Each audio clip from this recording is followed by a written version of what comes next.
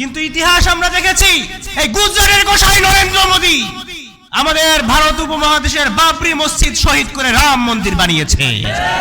তিব্রিজ নামক যুবককে জয় শ্রীরাম না বলার কারণে তাকে তিলে তিলে হত্যা করা হয়েছে ভারতের মাটিতে।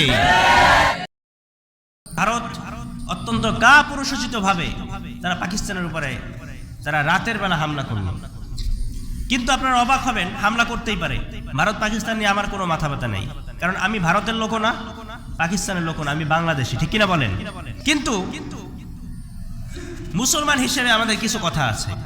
ভারত যখন আক্রমণ করলো, বারবার তারা এটা হেডলাইট করছে যে তারা পাকিস্তানের জঙ্গি যে আস্তানাগুলো আছে, জঙ্গি আস্তানা তারা আক্রমণ করেছে।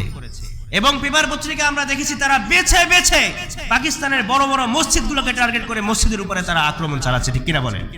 তার মানে কি মসজিদ জঙ্গির আস্তানা? কোন মসজিদে অস্ত্র থাকে? বরং আমরা বিগত বছরগুলোতে দেখেছি অনেক মন্দির থেকে অস্ত্র বের হয়, কিন্তু খোদার কসম কোন মসজিদ থেকে এখন পর্যন্ত কোনো অস্ত্র কেউ বের করতে পারে নাই। উদ্দেশ্য স্পষ্ট, পাকিস্তানকে জঙ্গি বানিয়ে মসজিদের উপরে হামলা করে ভারত মূলত উপমহাদেশের মধ্যে সাম্প্রদায়িক দাঙ্গা তৈরি করতে চায়।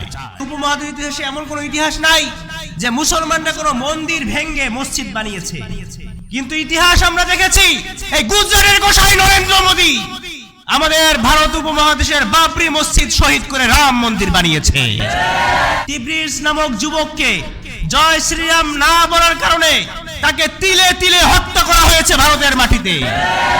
মুস্কান নামক একজন কলেজ ছাত্রীকে কলেজে চরমভাবে তাকে অপমানিত করা হয়েছে, লাঞ্ছিত করা হয়েছে। অতএব কারা জঙ্গি পৃথিবীবাসীর সামনে স্পষ্ট, ঠিক কিনা বলেন? আর নরেন্দ্র মোদী গুজরাটের গোসাই এক নম্বর জঙ্গি, জঙ্গিদের মদতদাতা। এতে কোনো সন্দেহ আছে? কোনো সন্দেহ নাই।